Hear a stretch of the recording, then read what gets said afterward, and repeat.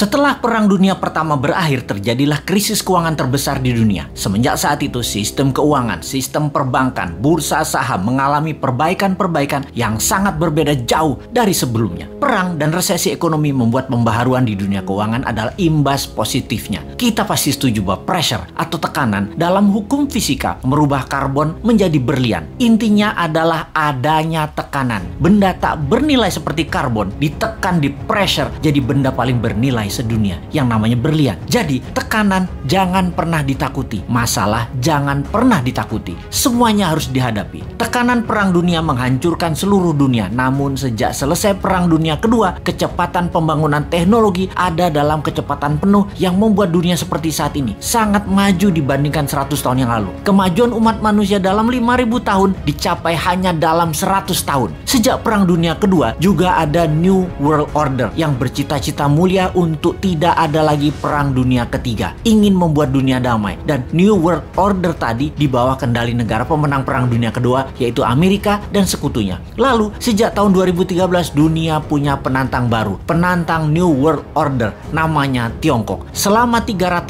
tahunan Tiongkok menguasai perdagangan. Tiongkok kemudian dikerjain sama Eropa di awal abad 20, dihajar Jepang, sehingga dalam 200 terakhir penjajahan Eropa membawa kemunduran bagi Tiongkok. Deng Xiaoping kemudian punya ambisi besar, yaitu rebut kembali perdagangan dunia di bawah kendali Tiongkok. Dan kemudian faktanya adalah dalam 40 tahun, sejak tahun 1989 hingga saat ini, Tiongkok membuktikan telah menjadi negara perdagangan nomor 1 di dunia lagi. Menjadi negara kedua terkaya di bawah Amerika. Dan di tahun 2013, Tiongkok mulai ekspansi ekonominya. Strategi mencaplok ekonomi itu namanya BRI atau Belt Road Initiative, atau juga dikenal dengan nama lain, OBOR, One Belt One Road. Dunia diikat atau di belt menjadi satu, semuanya ke arah Beijing. Negara di bawah Tiongkok diperlakukan seperti provinsinya Tiongkok, sampai menggunakan yuan mata uangnya. Banyak negara Afrika, Asia, Amerika Latin yang mulai dikendalikannya. Memang ekonominya negara tersebut terlihat maju, tetapi hanya fisiknya saja yang maju, yaitu gedung, jalanan, namun kedaulatannya terambil, terutama uangnya. Sungguh, darahnya ekonomi adalah uang, dan uangnya itu harus pakai yuan. Di tahun 2016, seorang sontoloyo yang namanya Trump menang presiden di Amerika, dan selama 4 tahun terjadilah perang dagang yang dimenangkan Amerika secara telak. Tiongkok tidak tinggal diam. Globalis cabal yang sejak lama bersama mereka memilih presiden lemah yang namanya Biden dan dimenangkan. Amerika mendadak menjadi mitra Tiongkok kembali saat ini. Pada saat PKC, Partai Komunis Tiongkok, beberapa minggu yang lalu ulang tahun ke-100, Xi Jinping dengan berani mengatakan akan memenggal kepala negara yang berani membuli Tiongkok, akan mengambil kembali Taiwan, Hong Kong, dan Macau. Bukan one country two system, tetapi one country Tiongkok only, dan menyiapkan 1000 silo tempat peluncuran roket berhulu ledak nuklir. Saat ini dunia dalam keadaan Perang Dunia Ketiga melawan virus akan menjadi perang militer Perang Dunia Ketiga sesungguhnya. Pernyataan sederhana dari pakar intelijen yang mengatakan, kalau Amerika tidak serang Tiongkok sekarang, mendiamkan Tiongkok sampai 10 tahun ke depan, Amerika tidak akan pernah menang perang dengan Tiongkok. Tiap tahun Tiongkok akan semakin kuat dan semakin kuat. Indonesia bagaimana? Pepatah gajah berkelahi dengan gajah, pelanduk mati di tengahnya. Jangan sampai terjadi. Amerika dan Tiongkok berperang, jangan sampai Indonesia jadi pelanduk mati di tengahnya. Kita harus segera berdaulat. Ambil kesempatan ini untuk berdaulat. Inilah masa yang tidak ada lagi yang terbaik dibandingkan masa ini. Pertama, Bappenas membuat perhitungan dengan rinci. Berapa cost accountingnya untuk Indonesia menjadi negara superpower di tahun 2045? Berapa biayanya? Buat 3 step.